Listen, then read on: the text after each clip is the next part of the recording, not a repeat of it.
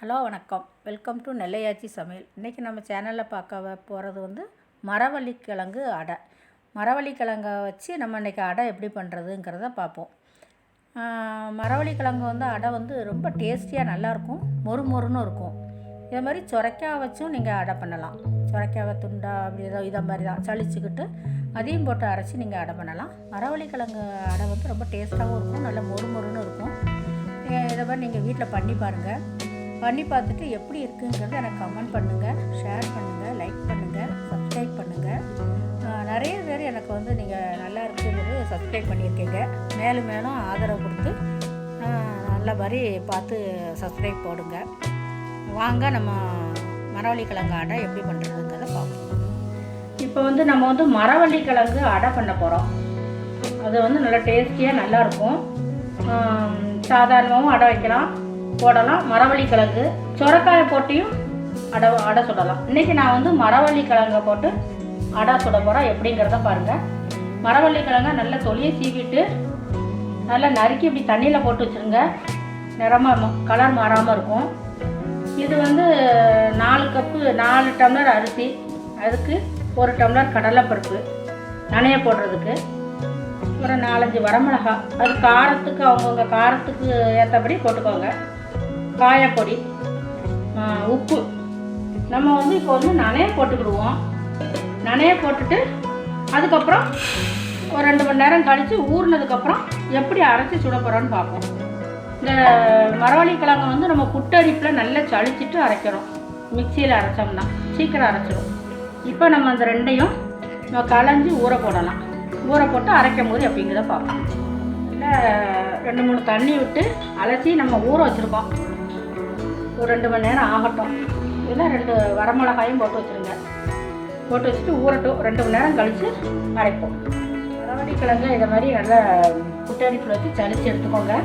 சளிச்சு எடுத்துட்டு மிக்சியில் அரைச்சா நல்லா ஈஸியாக அரைச்சிரும். நம்ம இதோடு போட்டு அரைச்சிடுவோம் மிக்சியில். இது வந்து மிக்சியில் வந்து அடைக்க அரைச்சிட்டோம். இது வந்து மிளகாத்தூள், காயப்பொடி, மஞ்சப்பொடி, உப்பு எல்லாம் போட்டு அரைச்சிட்டோம். இது கொஞ்சம் பெருபெருன்னு தான் இருக்குது. இதோடு நம்ம இதையும் போட்டு அரைச்சிக்கலாம், இல்லைன்னா தனியாக அரைச்சிக்கலாம். இதுவும் குறவரப்பாக தான் அரைக்கணும். இதையும் கொஞ்சம் பெருபெருன்னு அரைச்சிருங்க. அரைச்சி வலிச்சிட்டு எப்படின்னு பார்ப்போம். நம்ம அடைக்கு வந்து அரைச்சிட்டோம். கொஞ்சம் நல்லா பெருபெருன்னே அரைச்சிருங்க.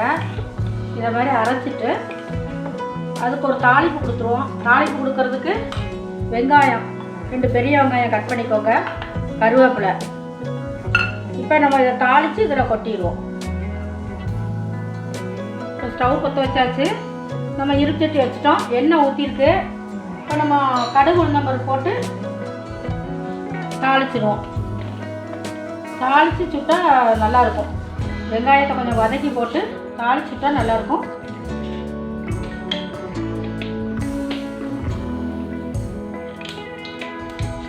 கடுகு பொரிஞ்சதும் 2 ஸ்பூன் உளுத்தம்பருப்பு சேர்த்துக்கோங்க.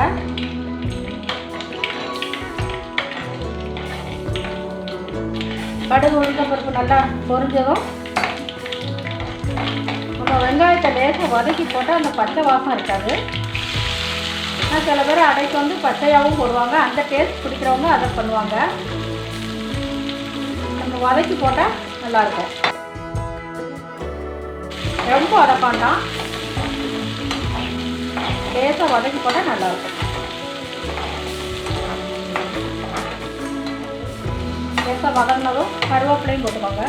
கருவேப்பிலையை கொஞ்சம் கொஞ்சம் பிச்சு போட்டுக்கோங்க, அப்போ தான் வாசமாக இருக்கும். முழுசாக போடுறதோட 2 பிச்சு போட்டுக்கோங்க, அப்போ நல்லா வாசமாக இருக்கும். இப்போ வதங்கிட்டு இப்போ நம்ம இதில் தாளித்து இதை கொட்டிட்டு நம்ம அடை சுடலாம். இப்போ வந்து நம்ம அடை சுட போகிறோம். எப்படிங்கிறத பார்ப்போம். நம்ம வந்து மரவள்ளி கிழங்கு வந்து அடை. இது வந்து டேஸ்ட் ரொம்ப நல்லாயிருக்கும்.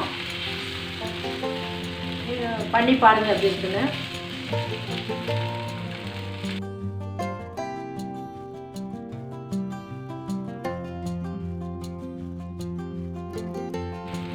இதுக்கு நல்லெண்ணெய் ஊற்றினா நல்லாயிருக்கும். பாருங்கள், ஒரு புறம் நல்லா செவக்க வந்துட்டு இப்போ நம்ம திருப்பி போட்டுக்கிடுவோம். திருப்பி போட்டு நல்லா வேகட்டும். முருகலா வெந்ததை எடுத்துக்கலாம். அடைக்கு வந்து வெண்ணெய், நாட்டு சர்க்கரையோ இல்லைன்னா வெல்லமோ வச்சு சாப்பிட்டா ரொம்ப சூப்பராக இருக்கும். நீங்கள் அப்படி வச்சு சாப்பிட்டு பாருங்கள். இப்போ இன்னொரு அடையும் ஊற்றுவோம்.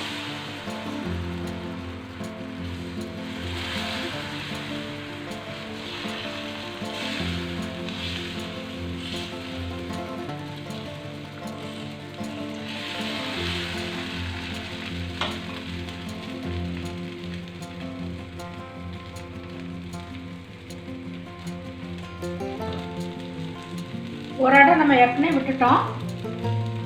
எடுத்து நல்லா மொறுன்னு இன்னொரு அடையும் விட்டுக்கலாம். இதுக்கு சட்னியும் நல்லாயிருக்கும். தேங்காய் சட்னி, நாட்டு சர்க்கரையும் வெண்ணையும் வச்சு சாப்பிட்டா அது நல்லாயிருக்கும். இப்போ நம்ம நல்ல முருகலாக வந்துட்டு திருப்பி போடுவோம்.